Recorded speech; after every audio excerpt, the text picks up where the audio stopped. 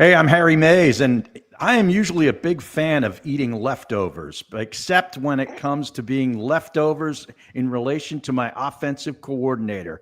But it looks like right now, maybe Dave Dombrowski is in charge of this search. I'm Louie DiBiase. There's only 3 coordinators left for the Eagles that I'd be happy with at this point. I'm Marc Farzetta. Why does no one want to play with us? That's the Philadelphia Eagles, and this is Locked On Eagles Squad Show on the Locked On Eagles YouTube channel. Fly, Eagles, fly. It's the Eagles Squad. Everything Philadelphia Eagles every week. Covering all the big hits and game-changing plays from the city of brotherly love. The way only the Locked On Podcast Network can. Get ready and squad up. It's the Eagles Squad Show starting now.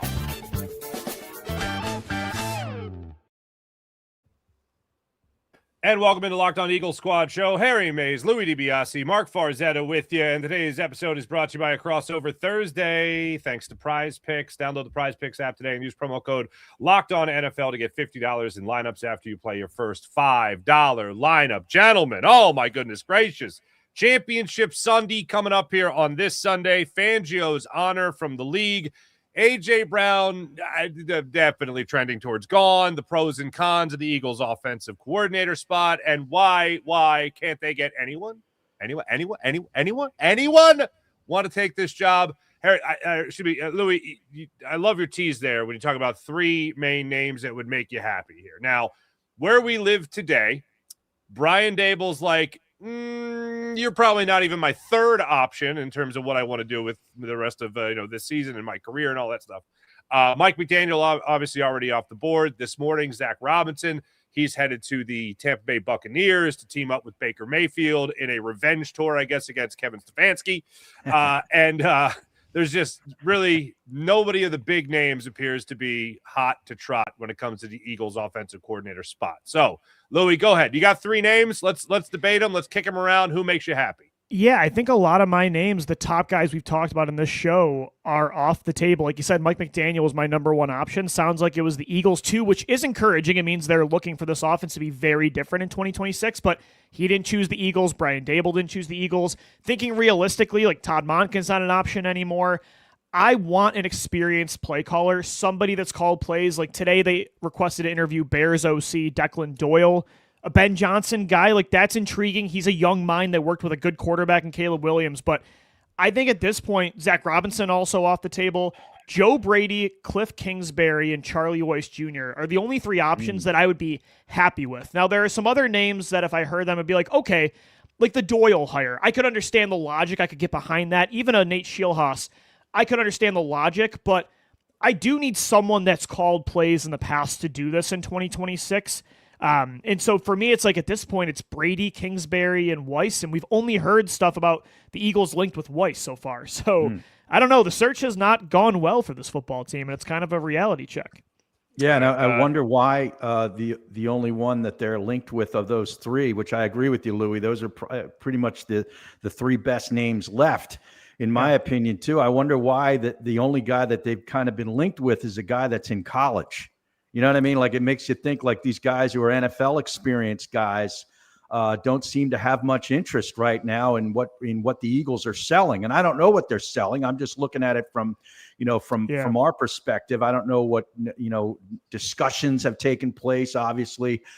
We can just look at it from afar, and I know we're going to break that down today as, what makes this attractive, what might make it non-attractive to people. But that is kind of curious that the only one of those 3 is a guy who's in college right now and looking to go to LSU with Lane Kiffin after a pretty successful stint with Ole Miss.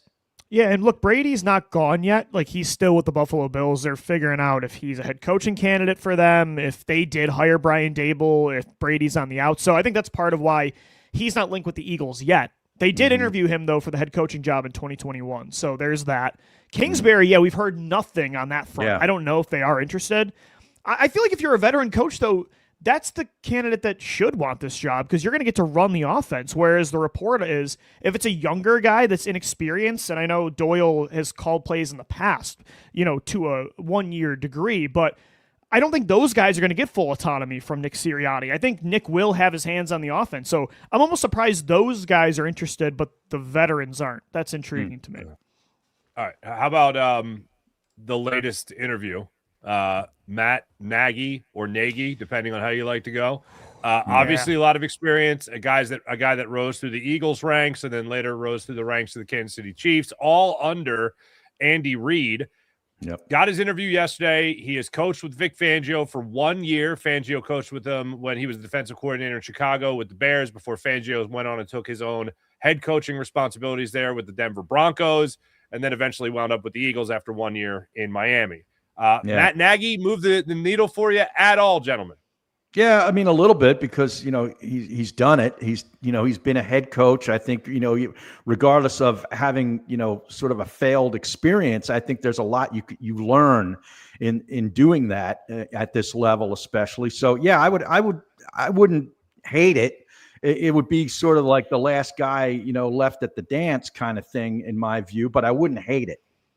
Yeah, I get that. And he is coming from an Andy Reid background, and I do want some West Coast concepts being implemented in this offense. So that's why the Nagy move would be, I understand the idea. Same with Mike Kafka, somebody from that Andy Reid coaching tree, but it doesn't move the needle enough for me. It would really feel like what Harry just said. It's the leftovers. We missed on our top 5 choices. We kind of know this guy. He used to be with the organization, and he breathed on an Andy Reid offense before, so let's bring him in. I don't know. That doesn't move the needle enough for me, but we're getting to a point now where it's those are the options. I mean, there's not a substantial upgrade over Matt Nagy out there. I mean, there's options I prefer more, but there's not a huge gap anymore with, I think, a lot of these candidates. Yeah, for me, it has to be about experience. It has to be about somebody who has, been on the highest stage of this, the biggest stage of this. Being a head coach in the NFL, like Matt Nagy has been, that's a big deal. Winning the Super Bowl like he has won, albeit with Patrick Mahomes and Andy Reid and Steve Spagnuolo and all that stuff, that obviously matters, but he's been there. That to me is the ultimate. Kafka for me, and I've interviewed the guy before back when he was, the third string quarterback with the Eagles. So it's quite some time ago. So he's an easy guy to root for. I like the guy personally and all that stuff, but I don't see him as being the right fit for the Eagles right now, especially when you're talking about making major changes to this offense and potentially even using more motion the way Nagy has and has been used to in his career. So that's something to me that it makes you go, okay, all right, I could see it happening. He's got the experience, certainly. He's been a head coach in this league. He has made changes in an offense before, so I'd like to see that happen here in Philadelphia. But Kafka, no. But you also look at other instances here. Just go over some of these other ones. You look at Kevin Stefanski. He was going to get a head coaching job. Mike McDaniel may have gotten a head coaching job if he stuck around, but apparently wanted to go back to the offensive coordinator rankings and also go back to California, as was also reported. And having Justin Herbert there and Jim Harbaugh, also not a bad thing. Then you also look at the idea of Brian Dable holding out for the opportunity in Buffalo that might fall into his lap here. But if that doesn't happen, he gets full autonomy with a defensive-minded head coach in Tennessee if that is, in fact, going to be his next stop. So right now with the Philadelphia Eagles, it does come down to, and Harry, you have been nailing it already in the very early goings of the show with the analogies, leftovers and the last girl at the dance. I said last guy at the dance because I can identify with that. That has been me in my past. Okay. Sure, I'll dance with you. No one else, fine. Yeah, I wasn't always a stud. It took a while. It's I guess you're friends with the guy I actually wanted, so I guess we'll bring you in, right? Right. Yeah. Not the stud we see before our eyes now. Yes. Yeah. Right. I'm curious to know, really what went down with Matt Nagy and the Kansas City Chiefs. It looks like Nagy was thinking I'm going to leave here and go get a head coaching job, and that has not materialized. And now he's left, with taking an offensive coordinator position somewhere, anybody that'll hire him, because, they went back and hired Bieniemy and brought him in again to work with Andy Reid. So I find that kind of interesting. I think they were looking for a change in Kansas City no matter what. I don't know if that was a referendum on Nagy. I think he probably wanted an opportunity to call plays elsewhere. And KC, I think they're looking for an identity shift.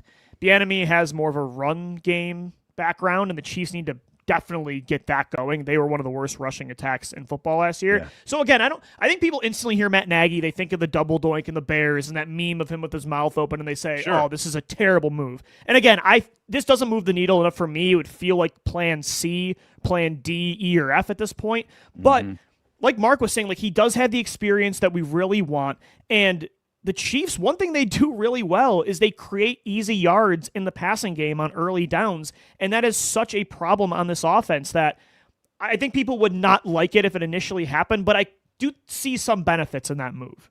Yeah. No, I agree. There's some. It would also be interesting if it was Nagy, if it ends up being Nagy, what they do at tight end, because we all know the tight end was a huge thing in that Kansas City offense for so many years. Obviously they got a Hall of Famer, but I'm just saying, like, whatever, if Nagy is the guy, there's going to be an interesting move at tight end, whether it's bringing Goddard back or, making a big move in a free agency or a trade or something, because I don't think you're going to be finding a tight end in the draft somewhere that you're going to be able to pencil in there at the starting spot with all the other needs that the Eagles have early in the draft, albeit like offensive line or edge rusher. Mm-hmm. There's two more names I want to throw here and go through with you guys. The Cliff Kingsbury situation remains really odd to me. It's weird. And I might sound like a broken record here, but he just up and left the Commanders abruptly, which would lead any rational thinking human being to, oh, well, he's got a head coaching gig lined up somewhere else. Or, it might even go back to college ranks, which I very much doubt, for a head coaching job or something like that. It is wild to me that this guy's Cliff's barely gotten a sniff from anyone. He hasn't gotten a sniff from the Eagles yet. And I think that would be somebody that would be very innovative if he was to come in here and call plays and take over the offense. This one is puzzling to me. It is weird. Yeah, and he runs an air raid style offense. It spreads things out, and I really like that kind of scheme for Jalen Hurts this year to change things up. And even last year, when you add context to what happened with the Commanders, they lost Jaden Daniels early on in the year. Him and Terry McLaurin only played a couple games together. And before that, Cliff Kingsbury was a main reason they got to the NFC title in 2024. So I wouldn't want him as my head coach. But for the Eagles OC job, I'm in on that. Again, that's one of my three names I like. It's him, Joe Brady, and Charlie Weiss Jr. And like Mark said, it's strange that he's just kind of dropped off the face of the earth right now, and you've heard nothing outside of the Baltimore interview he had. Yeah. I haven't heard his name tossed around, and I haven't seen it linked to the Eagles at all. Apparently Lamar Jackson is a big fan and would welcome him being part of the Ravens. That's the last thing I saw. Yeah. Okay. Yeah. All right. The second name I want to throw out there is our favorite name. It's Jim Bob. JBC. I went back and I looked at it because I remember he jumped onto the scene in that game the Eagles played against the Lions on Thanksgiving, where it was 400 yards from Matthew Stafford. I think he had 5 touchdowns in that game. I think Megatron had 3 touchdowns. Yes, our beloved 2015 Philadelphia Eagles. Mark Sanchez started that game. Okay, Walter Thurman was your starting safety. All right, Eric Rowe was getting mossed by Calvin Johnson. Good time. Eric, that was the day. Thank you. I knew the picture where Eric Rowe looks like he's 30,000 feet in the air getting mossed by Calvin. This has obviously left an impression on Louie. He remembers every 2015 is the worst year of my life from an Eagles perspective. I've never hated an Eagles team more than that team. Is that right? Eric Rowe. Senior in high school, I was miserable. Eric Rowe walked so that Sidney Jones could run. You know what I mean? Those kinds of things that you think about. But I remember going back to that game, and I remember they kept on highlighting Jim Bob Cooter. Yeah. And it wasn't just saying putting Jim Bob Cooter on the chyron, on the graphics. Cooter. Yes.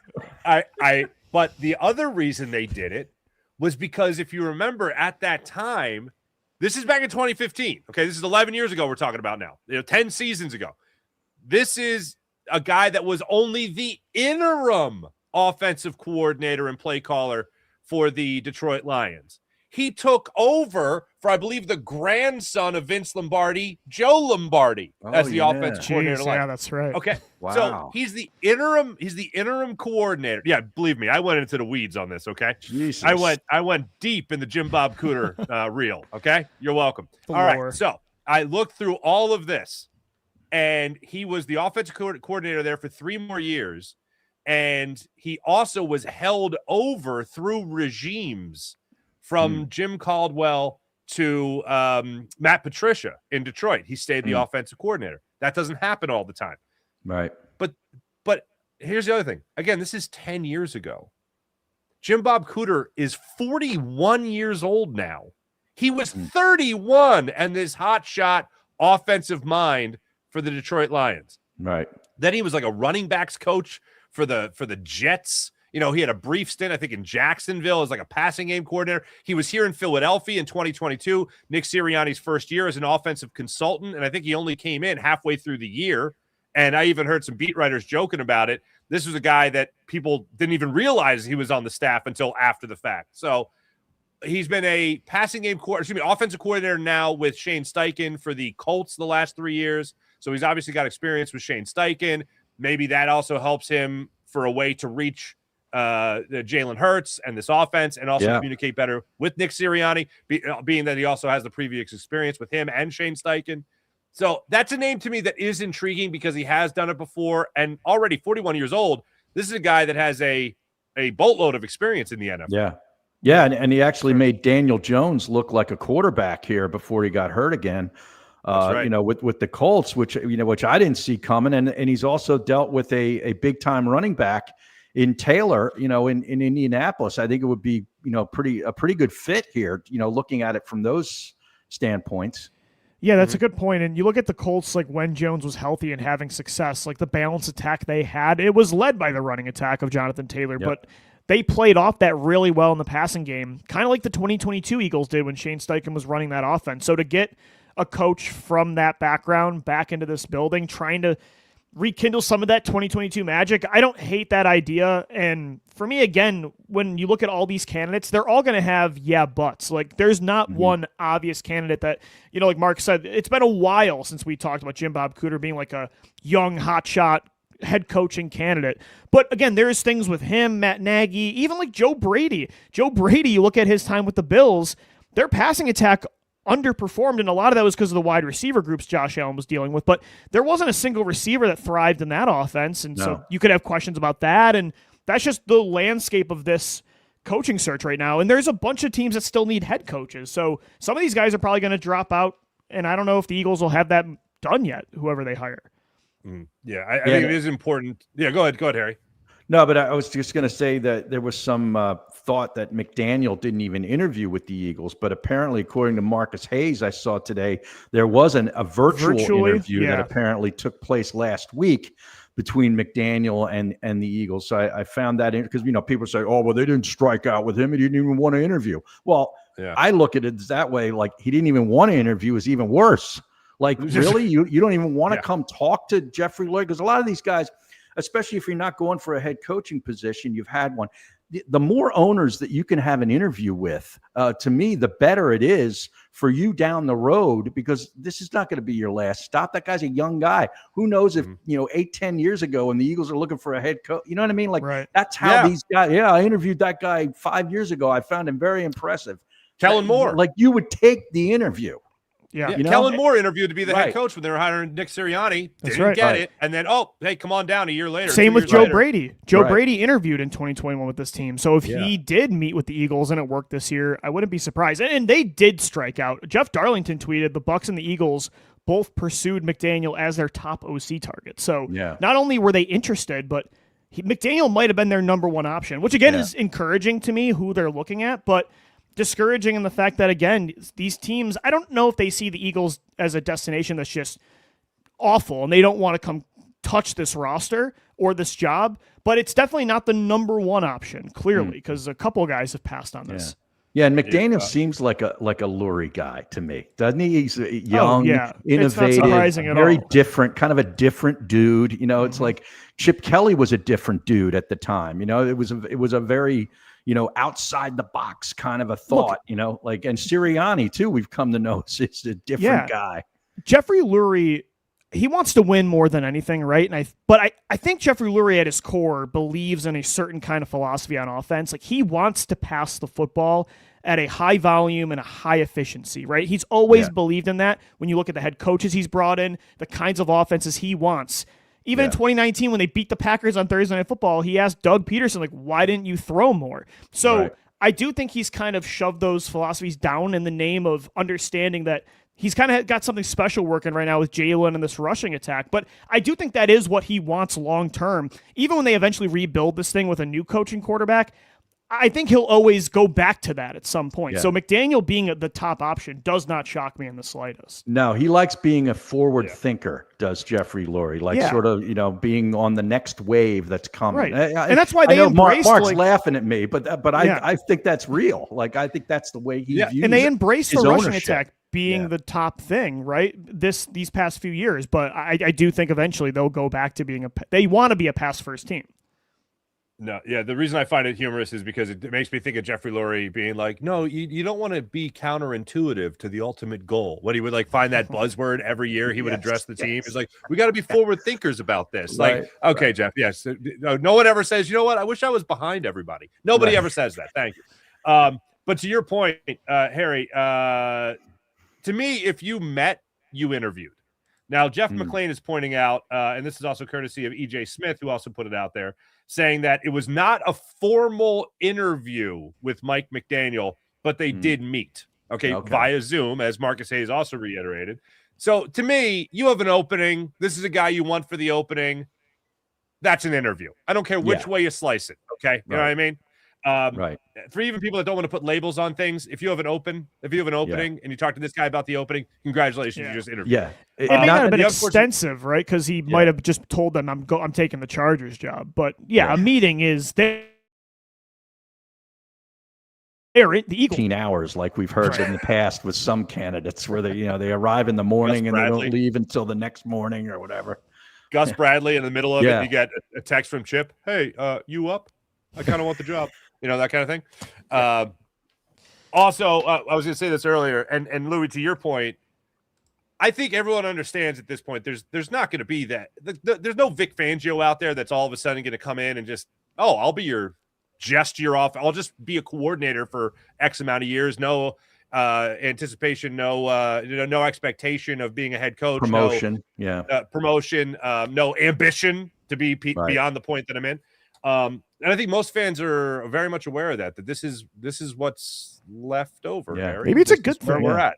Well, I mean, it looks like a short-term gig. Like, if you come in here and you're very successful, you're going to launch back into a head coaching position. And if you're not successful, we're going to quickly figure that out, and you're going to be zipped. So it's like a 1-year deal. Really, I think it might be a good thing because this forces Nick Sirianni and Jalen Hurts to answer the question in 2026 if they're the long-term answers at head coach and quarterback. Like, if they don't get another OC to kind of carry the load like Vic Fangio does on defense, hey, at least we'll know next year if Nick Sirianni still has his hands on this offense, if that can work, if it is an every other year thing, or if it's just you have to have another offensive coordinator, a better play caller here for this to work with these two. I don't know. At least you'll kind of have that answer when you got to make these long-term decisions. See, Louie can find glass half full, and that's what I love. One of the many things I love about him. I'm trying. He really does. It's unbelievable. The optimism. Yes. A city full of it, right. For both of you, that's a perfect segue into what we're going to talk about next, which are the true pros and cons. The true pros and cons of the Philadelphia Eagles offensive coordinator position. All that and more when we return. This is Locked On Eagles Squad Show on the Locked On Eagles YouTube channel. Back after this. And right now, I'm going to tell you about how incredible and amazing the people of Robinhood are. What if sports were traded like markets are traded? Now you could put your sports IQ to work in real time with Robinhood prediction markets. It's not you against the house. It's you participating in a live market. You can buy or sell your positions live all game long. Use your sports knowledge in the moments that matter. Robinhood prediction markets changes the game. It's people moving the action. So when momentum shifts, you can move with it. I always knew that I knew the game, but never had a dynamic way to apply the knowledge. Now I can actually take part live in market powered by people. You're no longer just a spectator. Play by play, you decide. Trade every play with Robinhood, now available across the United States. Download the Robinhood app now to begin. That's Robinhood.com. And how about the Game Time app? Take advantage of what the Game Time app is offering right now when you talk about the NFL playoffs, maybe even basketball, going to an NBA game or two, NHL, concert, comedy show. Keep the Game Time app in mind to get tickets that you want, because the Game Time app gives the advantage back to fans. It's the hack for unlocking amazing tickets when you want them with just a few taps. I pulled the Game Time app up to check out upcoming NFL postseason games, NHL games, NBA games. All right there on the Game Time app, as well as a concert or comedy show you want to go to. Knowing tickets are backed by the Game Time guarantee gives you real peace of mind. And don't forget about the seat view feature. That's right. You could view your seat's vantage point before you buy the ticket, so you literally take the guesswork out of buying tickets on the Game Time app. Download the Game Time app, create an account, use promo code LOCKEDONNFL. That's promo code LOCKEDONNFL, LOCKEDON NFL, for $20 off your first purchase. Terms apply. Again, create an account on the Game Time app. Use promo code LOCKEDONNFL for $20 off.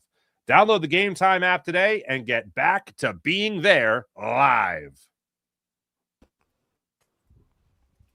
So, what are the pros and cons, gentlemen, of this gig? Let's start with the pros. When you talk about taking the Philadelphia Eagles job as it is right now, what are the best parts about it, Harry? If you're taking over, if you're being hired or interviewing or meeting, whatever, with Jeffrey Lurie and Nick Sirianni and Howie Roseman, what jumps out to you about what's so damn good about taking the OC job here in Philly? Well, I think you just start at the top. I mean, the organization, the owner is a well thought of, one of the most well thought of owners in the NFL right now, and has been for quite some time. And his general manager, Howie Roseman, has been a rock star in a, I hate to, get piss off Billy Idol, but I'm going to say he was a rock star at his position for the last, 5, 6, going on 8 years now, where, you just know that if there's a need, that Howie Roseman's going to go out and find a way to fix it. And I think that as a coach, with that underneath you, gives you a level of comfort, I think, that doesn't exist in many organizations throughout the league. Louie, when you look at this position here, what's so appealing about it? Think of it this way.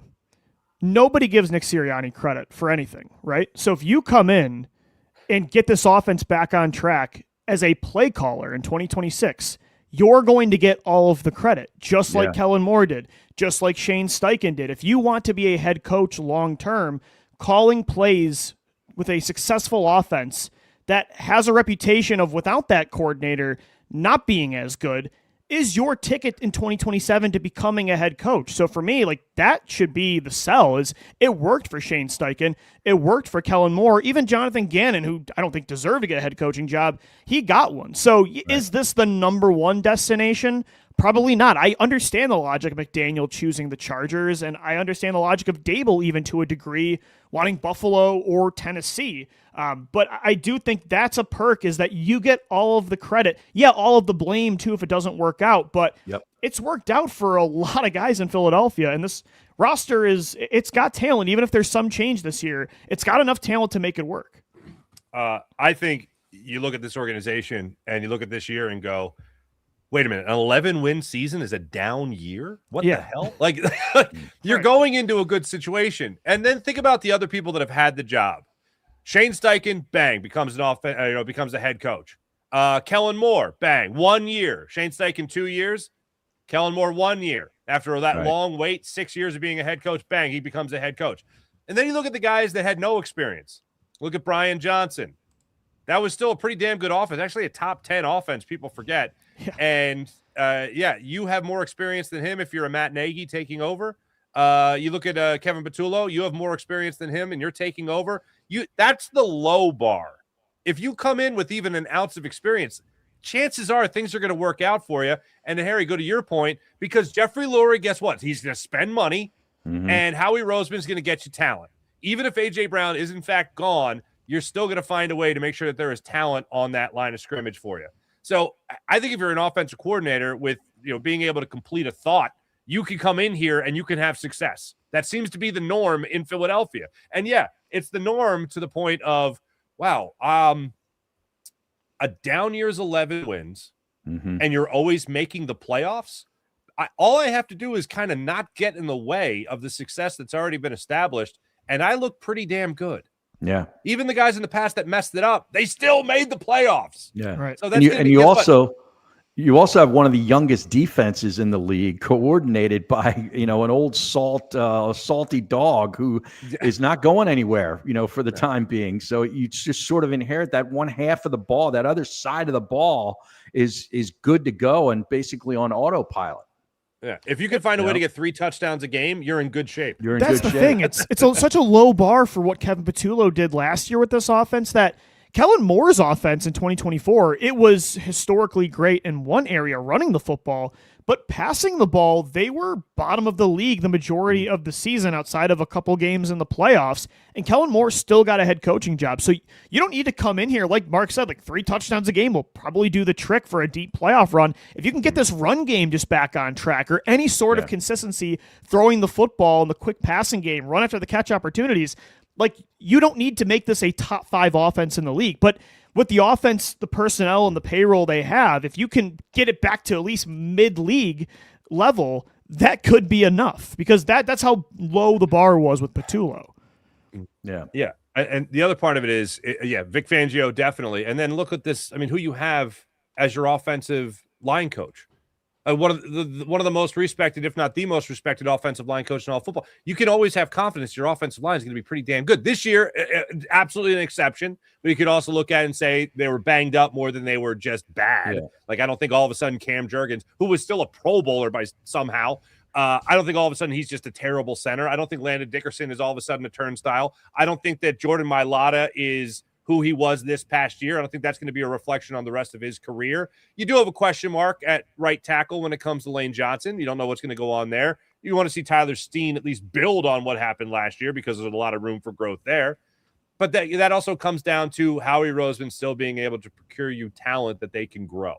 Harry, I think you made the point the other day about you'll go to Australia to find an offensive lineman that you can mold. Like, that's the length that this front office, and this team, this franchise is willing to go to make sure that this team's going to be successful.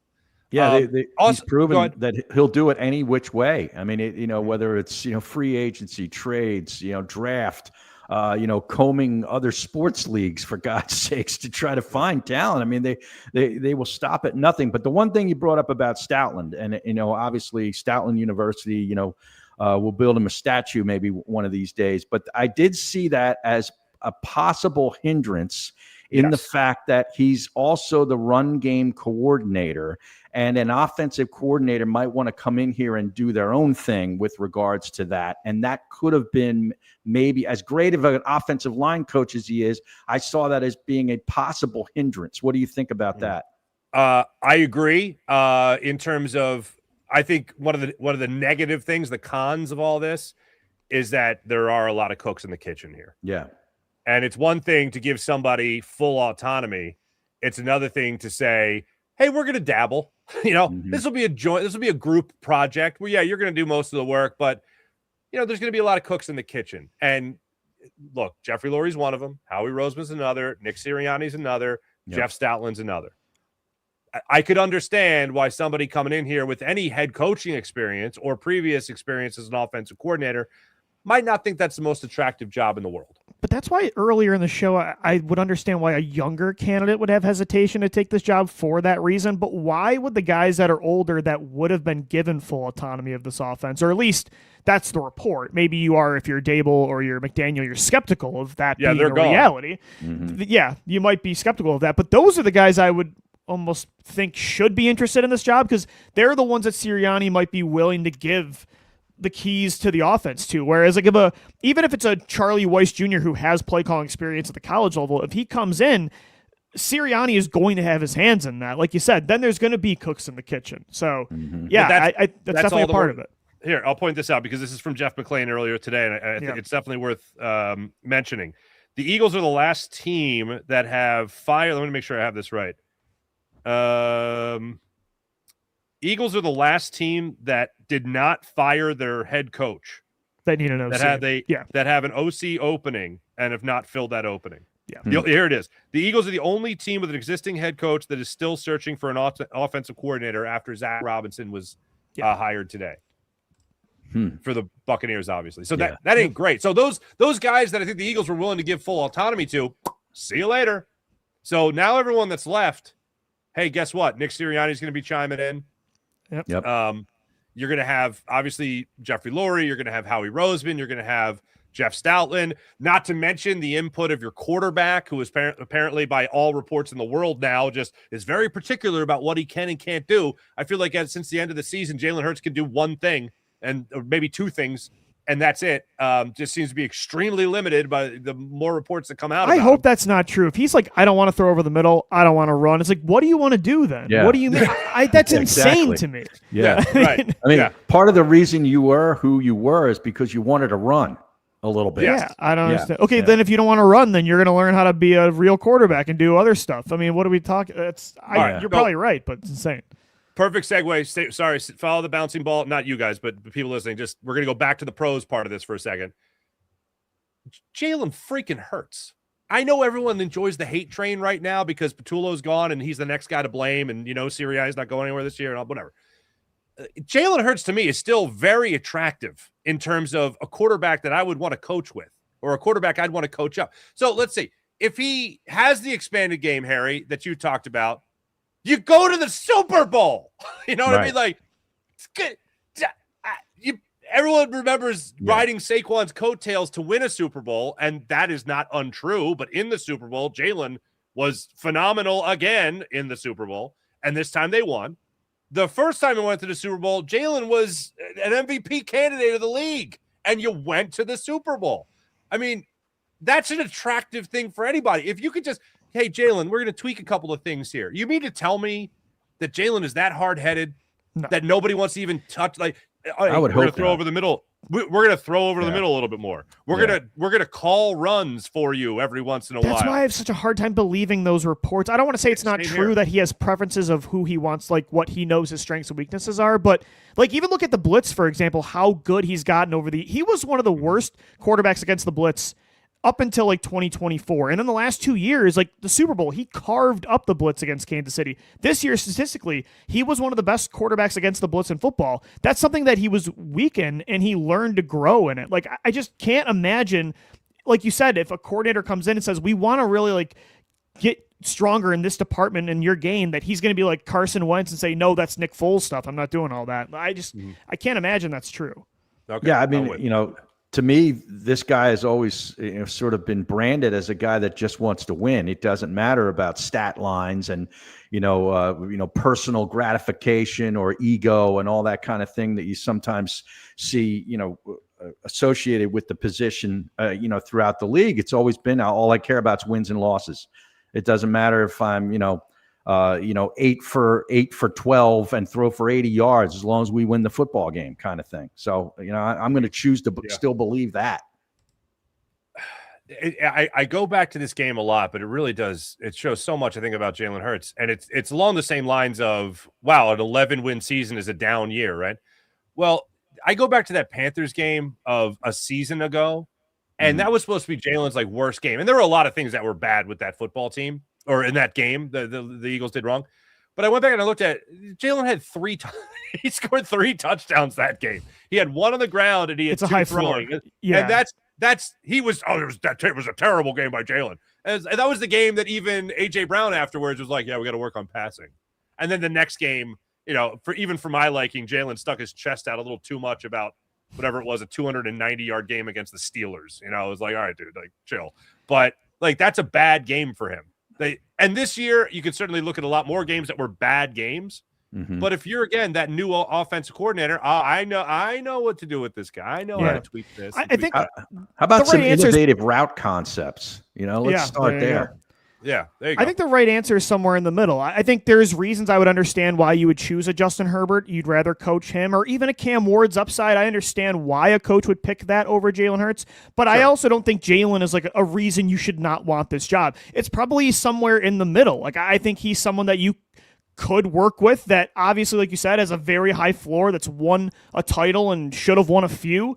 I think that's the Jalen Hurts conversation in general is there's two extreme ends of the conversation, the debate, and the real answer with him lies somewhere in the middle. And I think it's the same thing with this coaching search. I think there's other options that are a little sexier, but you could do a lot worse than Jalen Hurts too as an OC and play caller. Yeah, he's never going to be Joe Burrow, and we get that. Like that's not that. There's not that step to progress to. But if you understand that and understand what he's capable of doing, and go back 2 seasons and just take a look at what he did, there's a lot there. Yeah, and you know what? Here's the thing for him, and here's where I guess I'll split hairs a little bit. But for him, it's not about progressing him. It's about getting back to a level he's already been at. Yeah. Like that, like it's not like I don't know if he can do it or not. No. He's done it. Like it's to do it more. Like even throwing over the middle of the field, he actually has good numbers when he throws over the middle of the field. He just needs to be willing to do it more. Yeah, I think 75%, 75% completion percentage over exactly. the middle. Like Harry's right. I don't think he'll ever get to the Burrow level of processing accuracy in the pocket, but there is room for improvement and room for more consistency. Like you said, because it's on tape, he's capable. He's done it in many seasons. It comes in spurts, and that's what you need to do is to get that repetitious consistency week in and week out in that part of his game. I also think like we came to know that there was a hyper focus this season on not turning the ball over. That seemed to be like that was what we're going to do. This is how we're going to win games. We're going to play defense and we're not going to turn the ball over on offense. I think if you get so stuck on that as your sort of your identity in a weird way of your offense, I think that's counterproductive. I think, you have to have the willingness to take some chances and take some risks. It was like Arian said, no risk it, no biscuit kind of thing. There's a happy medium between that and what Nick Sirianni was trying to do here. And is just execute offense with the sole focus of maintaining possession. I think that's a little crazy. And it got too far in Jalen's head. I agree. I think that did change his play style, and those habits or those weaknesses he's had was enhanced even more by not wanting to turn the football over, because it worked so well in 2024, not turning the ball over and running. They did it too much in 2025 with the run game not working. So hopefully with a more aggressive approach next year, you will see more of like that playoff version of Jalen the first half of 2023, all of 2022. I think you'll see some peaks and valleys, ups and downs, but I think that's a good point that philosophy definitely played a part this year. Mm-hmm. All right, that's a list of pros mostly. Swing it back to the cons. We talked about the too many cooks in the kitchen and all that. What's another reason somebody might not want this job in Philadelphia? Does anything else jump to mind? It's a short leash. I mean, one bad year. Head coaches Jeffrey Lurie will fire a couple years after winning a championship. He almost a couple times fired Nick Sirianni after 2022. As an OC, you're in such under a microscope.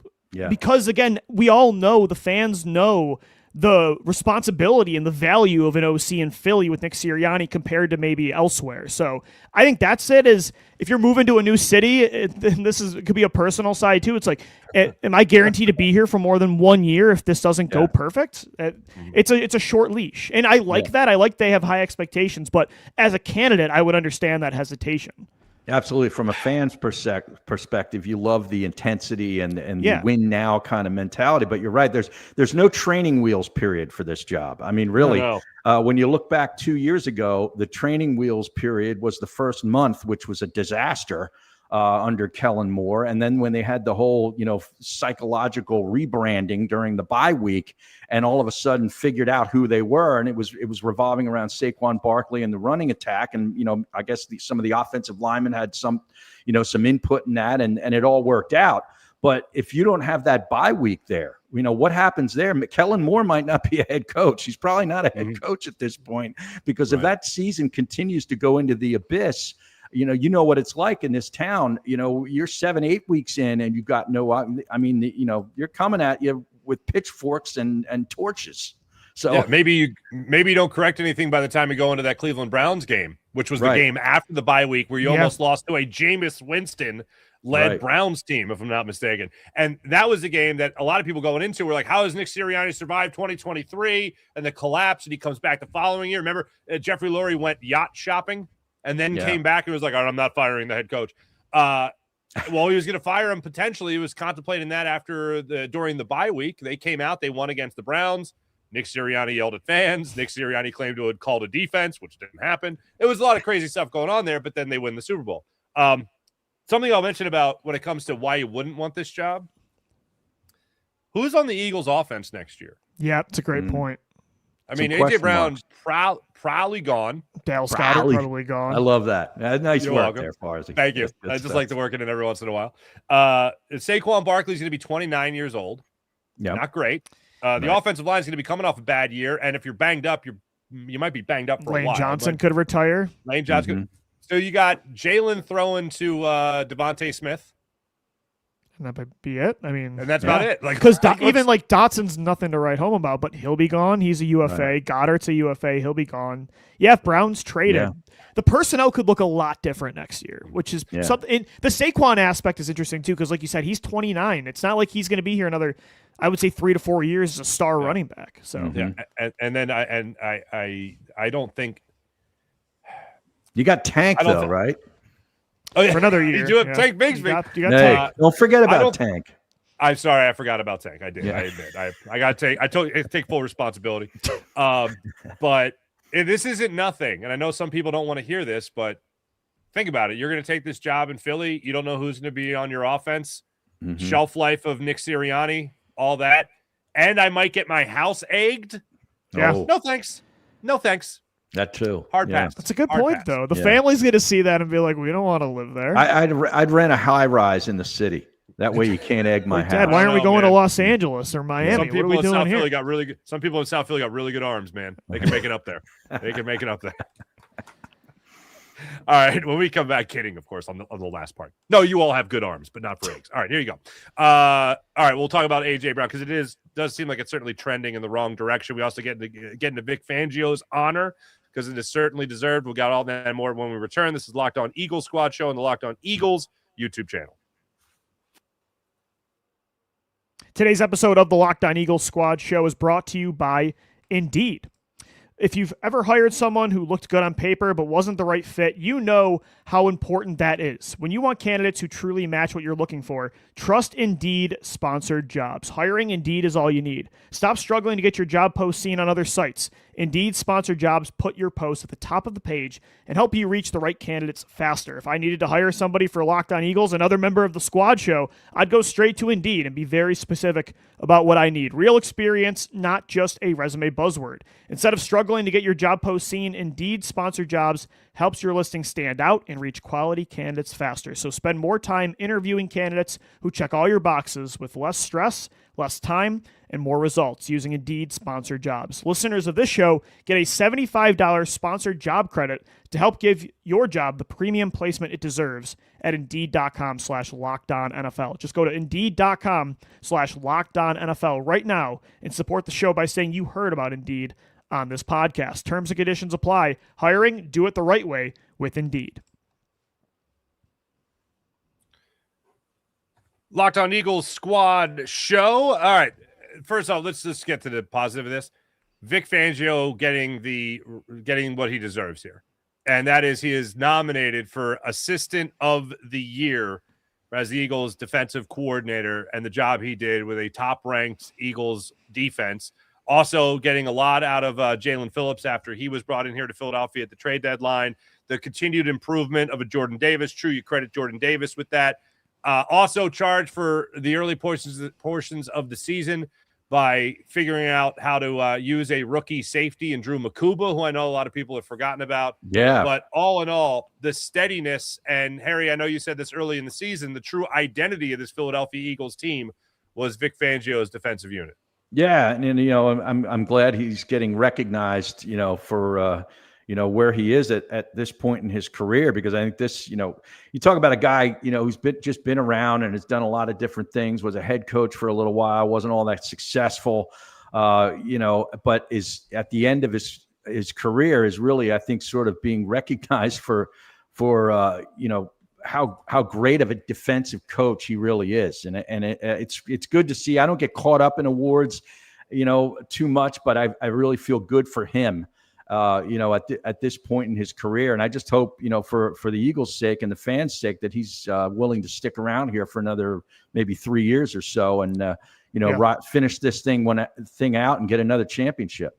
I think the best part of Vic Fangio, obviously his scheme is unbelievable, and so many defensive coaches try to replicate it across the league, right? There's a lot of Fangio disciples out there in the NFL, but his ability to develop talent and get the most out of young players, that's something the Eagles struggle with on both sides of the ball for years, right? It just always felt like they were relying too much on older veteran players, and every single guy they've drafted, like some of them are top-tier talents, right? Jalen Carter, but then you look at the guys like Jordan Davis that had real questions. Could they meet that ceiling? He did. Jalix Hunt met that ceiling. Nolan Smith had his breakout year. Even you mentioned like Drew Makuba, Ajoma, Campbell and Makuba this year as rookies. When they played, they were really good, and I think are in for big year two. Yeah. So and the whole Bond transformation was just unbelievable. Right, the Bond transition. They've been the youngest defense in the league for 2 years, and they've been a top 3 defense in the league for 2 years. So that I think is the best part, is how good with like young players Fangio is, because there's a lot of coaches that aren't.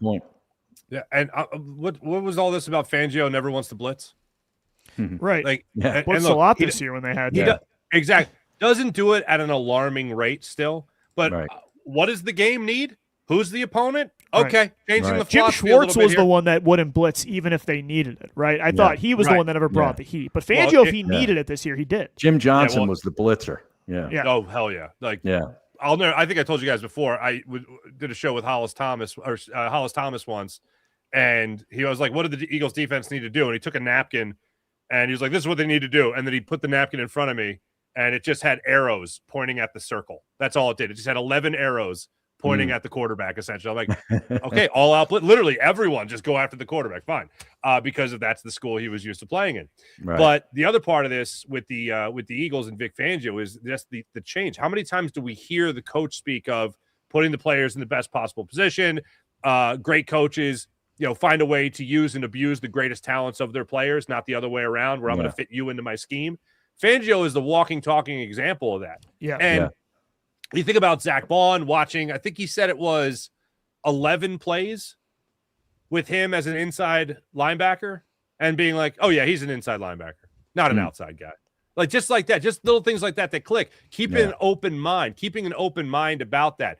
You see Jahad Campbell get thrown in there as a rookie and excel. Then Nakobe Dean, he's taking huge steps forward throughout the year as well and actually take snaps away from Jahad Campbell. Like, not to be as offensively supercharged as you are as a offense from a talent perspective and financial perspective as well. Yeah. To still be the identity of the team, which I absolutely agree with Harry. You're the first person I heard say that earlier in the season. That deserves full marks. So it's great to see him up here. But just so people know, Brian Flores, Vance Joseph, Clint Kubiak, Josh McDaniels, other guys that are still being listed for the assistants. Vance Joseph did a hell of a job. He did a hell of a job this year. Yeah. Holy pots and pans. And to go back to the spot where you were previously the head coach and go back there as the defense coordinator, that's pretty good for you. A lot of coaches would not do that. No, there's not. You're right.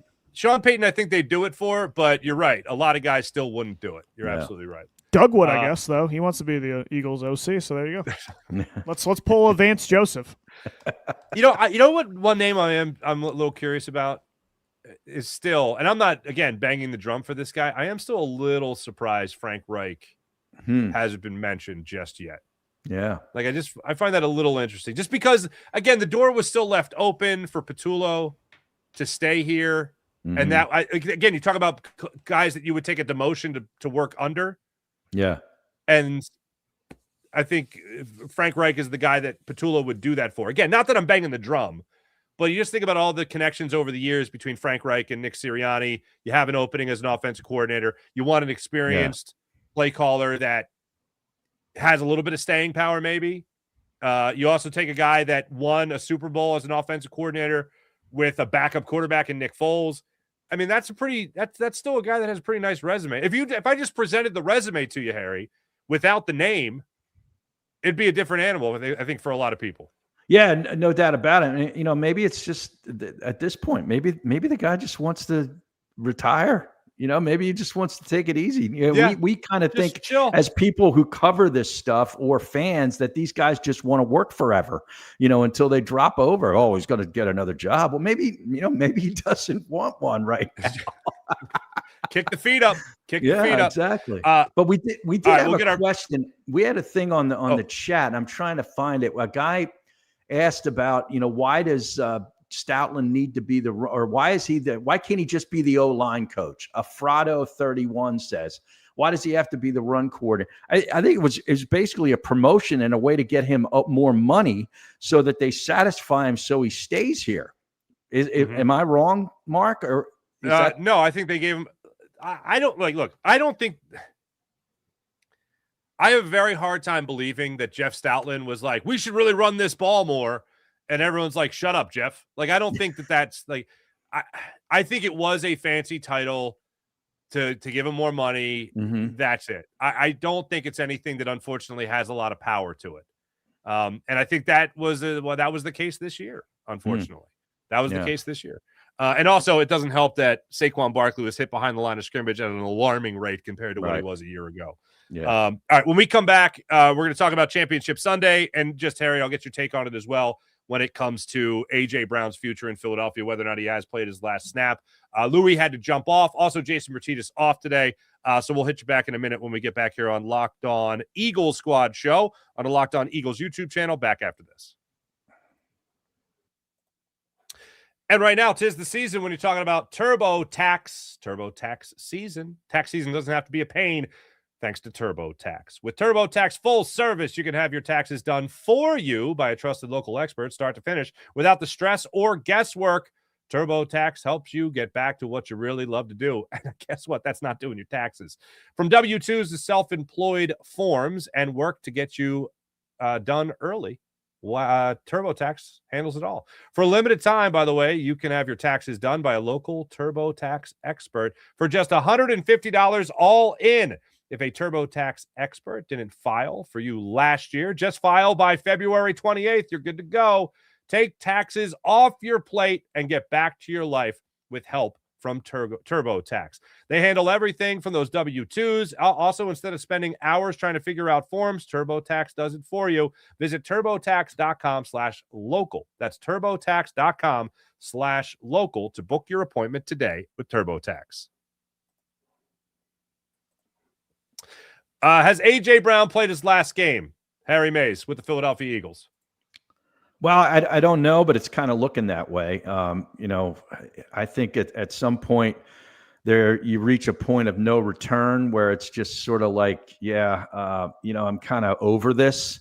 Maybe if you're A.J. Brown, I'm kind of already moved. If you have a player that's kind of mentally already moving on to somewhere else, it's better off that you let him move on to somewhere else. To me, I would never want anybody, no matter how talented the guy may be, if he really doesn't want to be here and is not fully committed to being, on this roster and this locker room, it's probably better that they find another place for him. And I think that's kind of where we're at.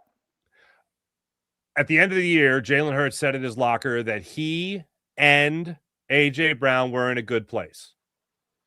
I am now starting to believe the reason they're in a good place is because they're never going to have to work together again. I'm now thinking that I know it sounds like a joke. I'm dead serious when I say it. We're in a great place because we're not in the same place. Yeah, we're not. Right.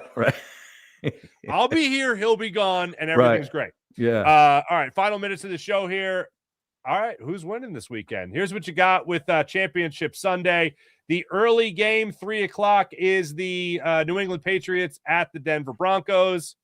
Yeah. I think we all know who's doing that. All right. Then we got the LA Rams against the Seattle I'm pulling for Seahawks. Denver big time in this You're game. pulling for Denver. Oh, yeah. The I'm looking Stidham for Sean Payton and Jarrett Stidham to be the next Bill Parcells, Jeff Hostetler, and go on and win a Super Bowl with a backup quarterback. Nick Foles did it. Why can't Jarrett Stidham with a great coach? In fact, Troy Rank, who does a great job out in Denver covering Denver sports, was speaking with some of the offensive linemen, and the old Parcells quote came up. back in 1990, 91, whatever that was, where they went on and Buffalo had the wide right kick and Hostetler ended up winning the Super Bowl. Parcells stood in front of the team before the game and said that if we win or lose this game, it's not going to be because of Jeff Hostetler. It's going to be because of one of you dumb mother effers is going to do something effing stupid. Now, and that's just vintage Parcells to me. I missed that in this game. Sean Payton was a Parcells guy, and apparently he had something similar to say to the Broncos about Stidham taking over. So I'm pulling for the Broncos to get to the Super Bowl. I'd love to see McVay against Payton in the Super Bowl. All right. I'd love to see it. I'd absolutely love to see it. I don't think I'm seeing it. I think when you break it down, I think New England is one of the best. I hate to say this about the Patriots. I know. I think they're one of the best stories of the season. Vrabel goes back home. He revitalized that team. Drake May is an MVP candidate, obviously. They revitalized the run game. Like everything that they have really set out to do this season, they've done. And I think that continues on the road in Denver. Seattle and the LA Rams. I really like Matthew. It's going to be great. Yeah. I see Seattle, who I did not have a lot of confidence in going into the playoffs. I see them making it to the Super Bowl. I think this ends up being a Patriots Seahawks Super Bowl. Malcolm Butler at the goal line. Do it again, baby. That kind of thing. So I really find that interesting. By the way, I'm seeing in the chat here, and I can't find it on social media. I've been looking for it, so excuse me. Christian Parker. Here it is. All right. Yeah. So Christian Parker, the Eagles secondary coach and passing game coordinator. Right now, Ian Rappaport is putting it out there. And thank you to Afredo. Appreciate you, man. Cowboys are working to hire Eagles secondary coach and passing game coordinator Christian Parker as their new defensive coordinator. Yeah, defensive coordinator per Tom Pelissero and Ian Rappaport. Okay. Deal is not done, but they hope it will be soon. A rising young coach lands in potentially Dallas. Yeah, hopefully this one doesn't come back to bite you in the old ass. Yeah, exactly.